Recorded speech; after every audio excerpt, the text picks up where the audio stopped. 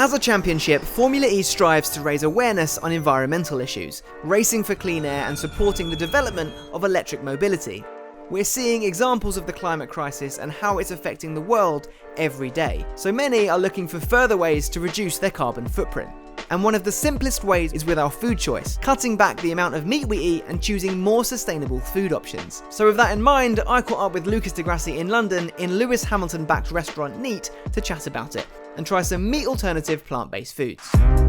Lucas, good to see you, mate. Yeah, good to see you. You're too. in London for a few days. Thanks very much for coming to join me for something that we have talked about doing for quite a few months now. Yeah. Which is trying some alternative meat burgers. So we've come to Neat Burger in London, which is a place that does a completely plant-based menu. Loads of meat alternatives, beef alternatives, chicken alternatives, hot dog alternatives. We're going to give them a go, see what it's like.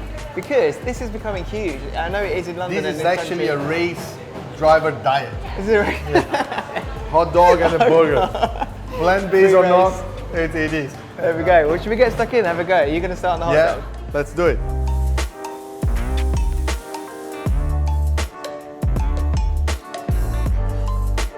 I'm probably not the biggest specialist in burger, but this is pretty good. This is good. If you wouldn't say it's plant-based, I would never guess.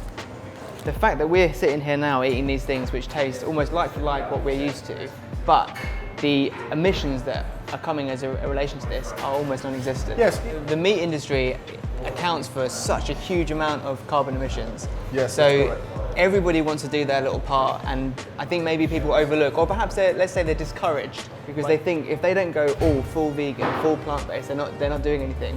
When you go from traditional meat to plant-based, what you're doing to the world is increasing energy efficiency. So when you transfer the grass to a cow, and then a cow to a human, you have a huge loss of energy. That's why you need much larger areas of production of food for the same amount of calories intake per human. So instead of transferring grass to cow to human, you're going directly plant to human with this. Cut the middleman out. Correct, without any loss. It's more carbon efficient to drive a V8 B-turbo car to a restaurant 50 kilometers away, have a salad and drive back, than to go by bicycle, have a steak and ride back. We eat meat mainly because of the pleasure of eating meat, not because of the nutrients. You can, no problem, substitute meat nutrients for plant-based nutrients. There is always ways of arguing both ways. But the fact is, the more we transition to sustainable energy, the more we transition to less, let's say, highly inefficient protein, like cow. This burger is so special because we are consuming what we want to consume in the same way, with the same taste, with the same price, but having a lower carbon footprint. Those technologies will make a difference in climate change, will make a difference in the future of society. Absolutely, and people can feel empowered that they can have that small role and they can play their part, and it isn't asking them to change their entire lifestyles. It's asking them just to reconsider maybe one or two choices a week. Correct. Right? That's what it's the same philosophy with electric cars.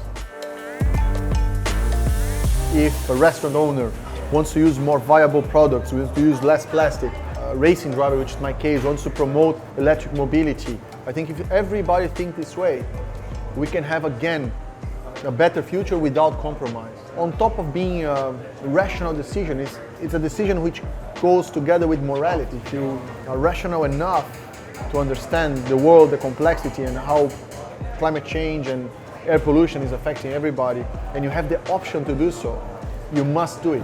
I'm trying to do my best within my area of know-how. I tried now only to drive electric cars.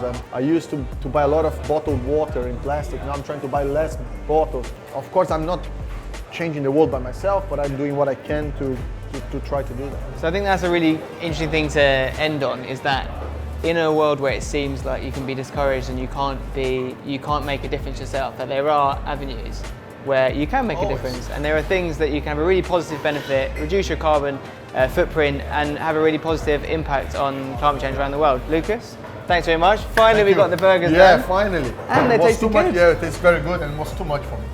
Now I will not feed the Formula E car anymore.